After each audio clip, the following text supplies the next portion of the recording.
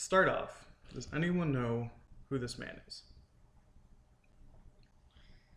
Okay. For those of you who do not, this man is known as Matthew Mercer. He's well known for a lot of his voice acting skills throughout multiple different franchises. What he's really known for, however, is his hit series Critical Role, which is a Dungeons and Dragons web series uh, on YouTube, on Twitch, wherever you can find him. Really, Dungeons and Dragons is a really good game for getting people together without the use of technology.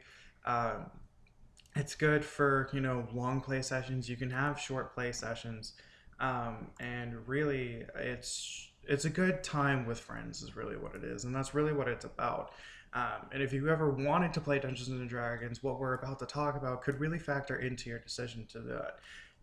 Personally, D&D has become a really big part of both me and my friends' lives through all of our working and everything else that we have going on in our lives. It's a really good time to just get together once a week to sit down and have some fun. And I really started to ask myself a while ago why this was the case. Why had it become such a big thing in our lives? Because once we started playing it, I started seeing it everywhere. Um, and once I sat down and started researching it and reviewing it, how it became so popular, the main conclusion that I found that I personally agree with is John Borba. He is a author and editor for IGN Entertainment, and his conclusion is that there's really two strong influences as to why D&D has become so popular over the course of a few years. And that's mainly due to new editions of the game coming out itself, and developments in technology that really help just kind of spread those rules around. Um, and because of those two influences, we have a player base of D&D unlike the world has ever seen before. Um, so to start off, think of the last time you guys really enjoyed something and then it updated. Okay, whether it's a mobile game, a streaming service, so on and so forth. Updates for our lives just seem kind of natural at this point, and to D&D, that's really no exception. Ben Riggs is the author of Geek and Sundry's The Story of D&D, where they go through the entire history of the creation of D&D and its widespread popularity. Um, and to start off, he goes on to state that at the launch in 1974, the game itself only sold 150 copies in the first month. During the first few years of production, the game wasn't exactly the easiest thing in the world to find, and it was rather expensive due to it being sold in a very small town. It didn't really have a publisher at that point. However, after a rocky start, Gary Gygax and Dave Arneson, Gygax was the founder of the game's publisher, Tactical Studies Rules, also known as TSR, and Dave Arneson was the main inspiration for the original set of rules in D&D. They found themselves raking in a bunch of cash over the next decade or so. Unfortunately, at the end of that decade, Gygax found himself booted out of the CEO spot of TSR. This wasn't exactly a good decision on TSR's part due to the fact that afterwards they accrued massive amounts of debt. They had to give layoffs to their employees, and it was a very close, almost brutal death for them. However, what happened is in 1997, TSR's savior, Wizard of the Coast, they ended up purchasing the company and basically cleared off all of their debts in order to start mass producing rules for Dungeons and Dragons. And it was with this purchase that new editions of D&D actually began to be released, with the newest being the 5th edition in 2014. Borba also quotes Jeremy Crawford here,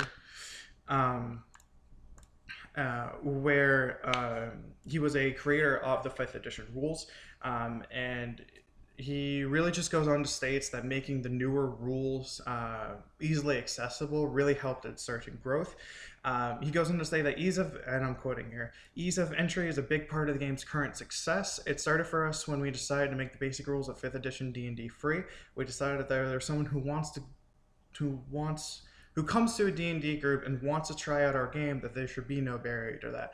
And that is extremely important in portraying the widespread growth of this game itself. Now, modern day players of the game do actually use the standard 5e rules that came out in 2014 when playing, and that's mostly due to the fact that they're able to imitate a lot of their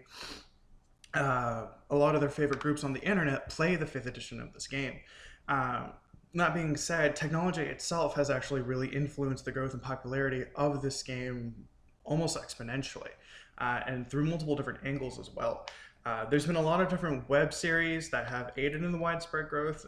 Really, it's kind of started out with Critical Role. It's definitely the most popular web series, which again is hosted by Matthew Mercer himself.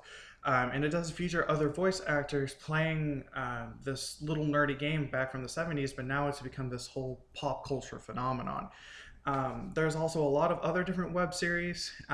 Once Critical Role started out as a very low quality YouTube series. However, once that evolved into an actual Twitch stream, you had other web series that actually came out, such as College Humor's Dimension 20, Verve's Harmon Quest, and MaximumFun.org's podcast, The Adventure Zone. These are all web series that portray the 5th edition of D&D, and henceforth made it popular for their viewers to become players. As well, you have other online services that do actually aid in the event of widespread D&D. I did say earlier that technology did not have to be a part of it. However, if your group lives far away, there are ways to get around that. For example, this little icon here is for a application known as Discord, both laptop and mobile. You can download this thing and you can create servers for groups of people. I personally have one here, which is what I use for my own personal D&D campaign with me and my friends, called my Crit 2020 server. And it's a really good way to sit down and have some fun with people. And while there are other services that can be used as well to portray Dungeons and Dragons, you have things like Roll20 and D&D Beyond. There are always really good resources to come in and start playing D&D with groups of people. So, in short, the history of D&D releasing multiple different editions and digital representation of the latest release really helped arguably the nerdiest game on the planet really grow into what it is today. And while it still may seem like a nerdy game, it's really difficult to argue that it's really not popular with its rapidly expanding fan base. And who knows, maybe one day you'll be ready to create a character all of your own. Thanks for watching.